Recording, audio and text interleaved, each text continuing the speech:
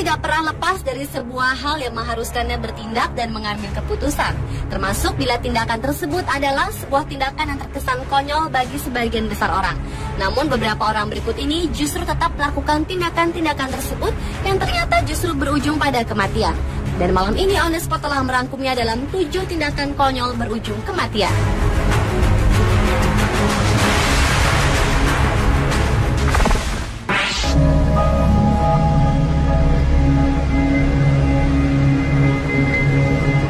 Tindakan konyol berujung kematian yang pertama datang dari seorang pemain kabuki Jepang yang sangat dihormati di Jepang sejak tahun 1930, Bando Mitsugoro 8. Pada suatu malam di tahun 1975 lalu, pria yang mengawali karirnya sejak umur 7 tahun ini bersama teman-temannya datang ke sebuah restoran yang berada di kota Kyoto. Pada saat itu, Bando memesan 4 porsi ikan fugu. Dan konyolnya, ia hanya ingin membuktikan kepada teman-temannya bahwa dirinya tidak akan apa-apa dan tetap hidup dengan memakan ikan tersebut. Namun yang terjadi 7 jam kemudian, Bando Mitsugoro ditemukan tewas kehabisan nafas yang didahului dengan gejala kelumpuhan dan kejang-kejang karena racun dari ikan fugu yang ia makan. Karena seperti diketahui, ikan fugu memiliki racun yang disebut tetrodoksin. Hanya dengan 1 atau 2 mg saja sanggup membunuh 1 orang dewasa.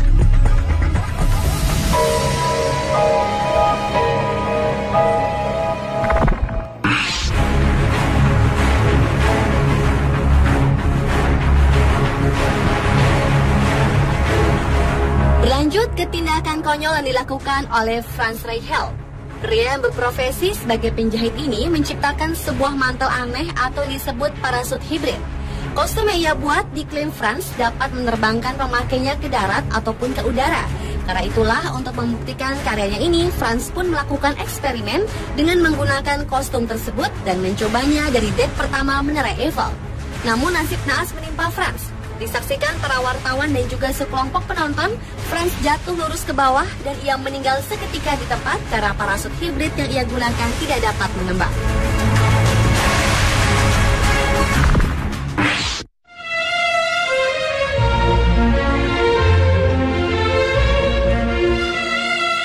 Berikut adalah seorang penari dari Amerika Serikat bernama Isadora Duncan. Wanita yang lahir di San Francisco pada 27 Mei 1877 ini dianggap sebagai ibu tari modern. Meskipun tidak terlalu populer di tanah kelahirannya, namun ia telah tampil hampir di seluruh Eropa pada tahun 1900-an. Tetapi sayangnya sebuah tindakan konyol harus merenggut nyawanya hingga tewas.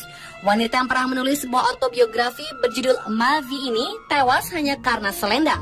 Pada bulan September tahun 1927 saat ia sedang mengendarai mobil dengan kecepatan yang sangat tinggi dan dengan posisi jendela yang terbuka lebar, Isadora yang saat itu mengenakan selendang berukuran cukup besar yang tentu saja dapat menghalangi pandangannya terbang tertiup angin hingga sampai ke ban mobilnya, yang akhirnya mengakibatkan ia tercekik seketika dari jendela mobil dan tewas di tempat.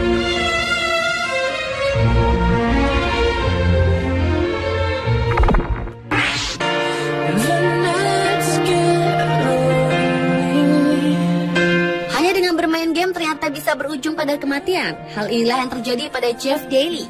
Jeff adalah seorang maniak game arcade berserk atau yang dikenal dengan sebutan dingdong pada era tahun 1980-an.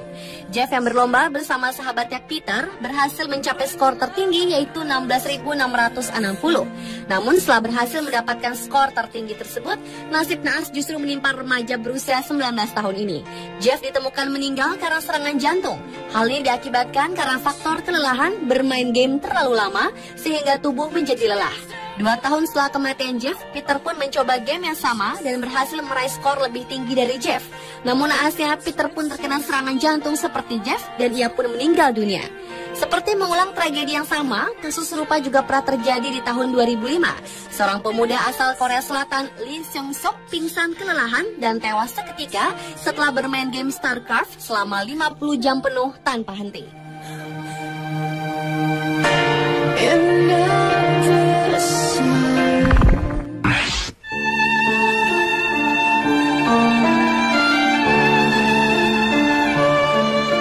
Beralih ke tindakan konyol berikutnya yang menimpa seorang filsuf, negarawan, dan penulis asal Inggris, Sir Francis Bacon, yang juga dikenal sebagai pendukung revolusi Sains.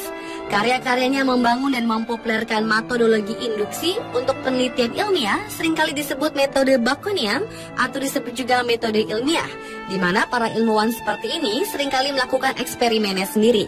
Hingga pada suatu ketika Bacon di abad ke-17 melakukan sebuah eksperimen untuk melihat apakah salju dapat mengawetkan sebuah daging.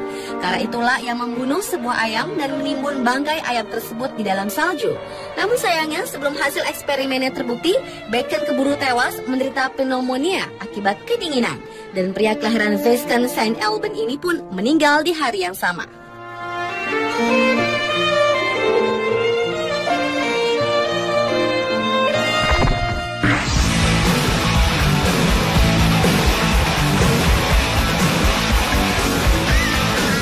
Berkeinginan untuk hidup di alam bebas dan jauh dari peradaban adalah salah satu tujuan hidup dari Christopher McCandless.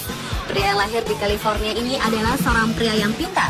Ini dibuktikan dengan beasiswa yang didapatnya hingga puluhan ribu dolar. Namun entah apa yang membuat dirinya mengambil sebuah tindakan konyol. Chris memutuskan untuk menjauhi dunianya, meninggalkan pendidikan, teman-teman, bahkan keluarganya sendiri.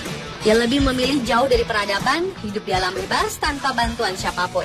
Karena tidak memiliki pengalaman sama sekali dan minimnya peralatan yang dibawa saat hidup di alam bebas, lambat laun membuat dirinya mulai terdesak dan kelaparan.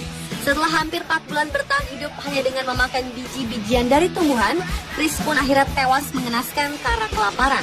Dan yang lebih tragisnya, mayatnya sendiri baru ditemukan 2 minggu kemudian dalam sebuah kantung tidur oleh 2 orang pemburu.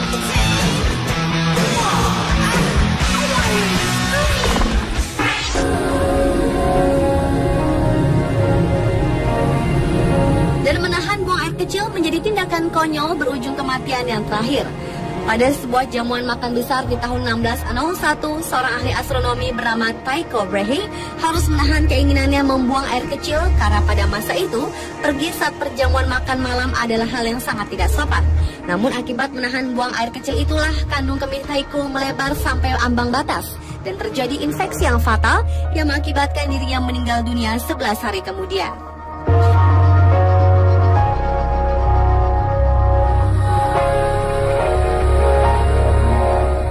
Hal serupa juga dialami oleh wanita asal Amerika Jennifer String.